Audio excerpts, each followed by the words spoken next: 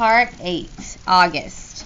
You're going to reach the sky. Fly, beautiful child. From Youth Mythics, Beautiful Child. The 5th grade nature retreat. Every year in the spring, the 5th graders of Beecher Prep go away for 3 days and 2 nights to a place called the Borewood Nature Reserve in Pennsylvania. It's a 4-hour bus drive away. The kids sleep in cabins with bunk beds. There are campfires and s'mores and long walks through the woods. The teachers have been prepping us about this all year long. So all the kids in the grade are excited about it, except for me. And it's not even that I'm not excited, because I kind of am. It's just I've never slept away from home before, and I'm kind of nervous. Most kids have had sleepovers by the time they're my age. A lot of kids have gone to sleepaway camps or stayed with their grandparents or whatever. Not me.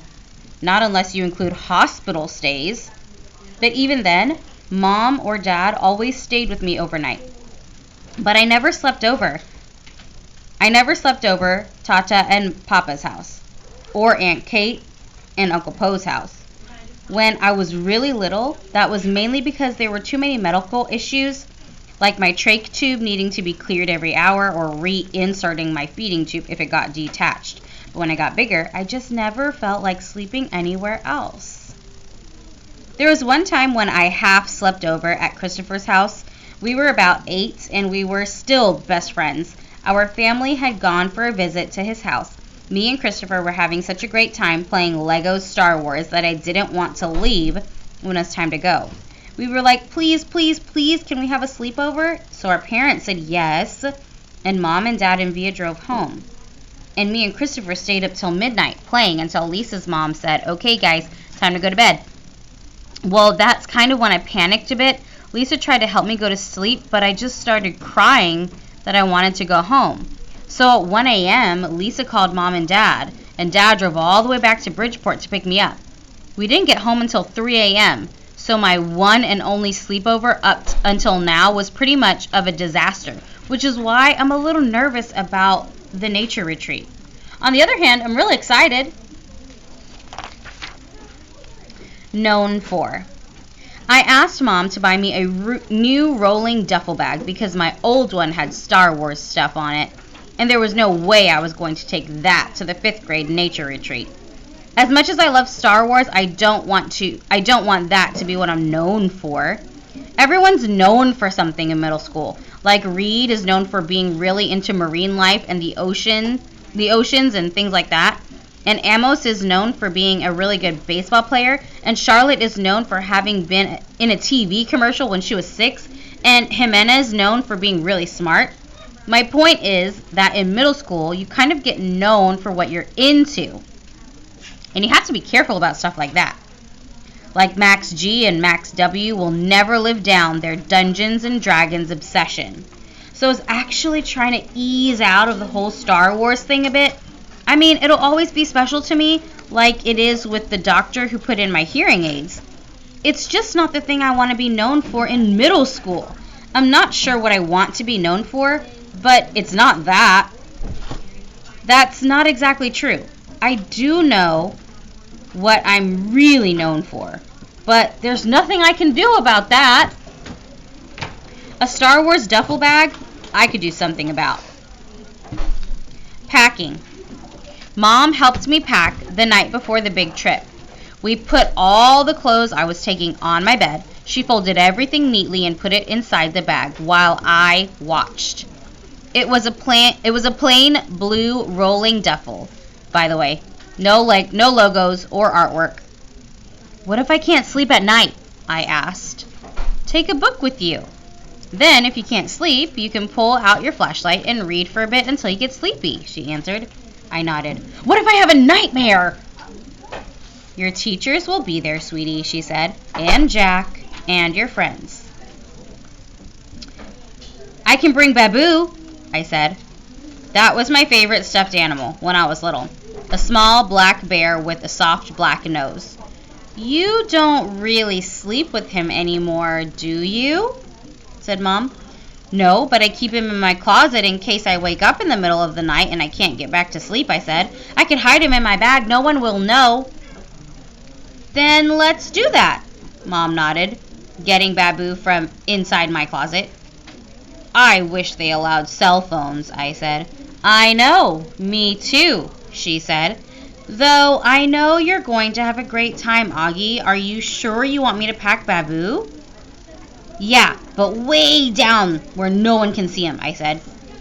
She stuck Babu deep inside the bag and then stuffed the last of my t-shirts on top of him. So many clothes for just 2 days. 3 days and 2 nights, I corrected her.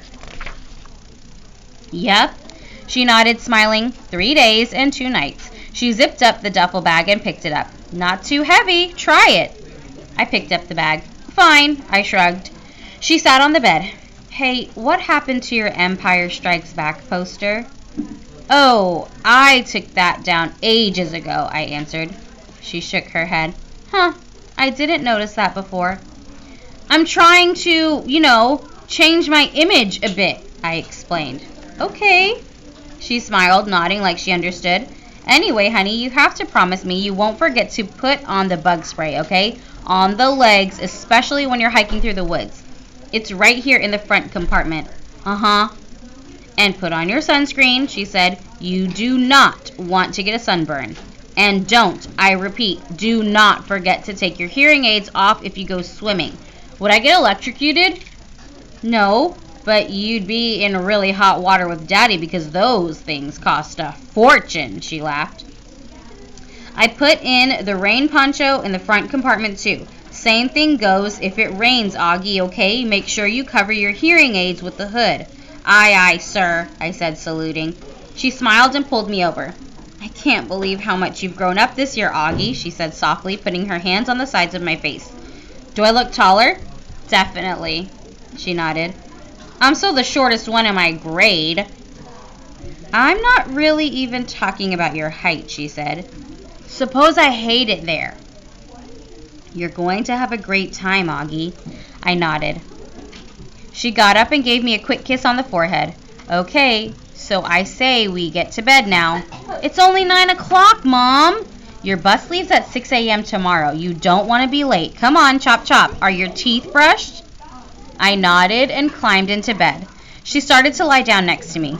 You don't need to put me to bed tonight, Mom, I said. I'll read on my own till I get sleepy. Shh. Really? She nodded, impressed. She squeezed my hand and gave it a kiss. Okay then.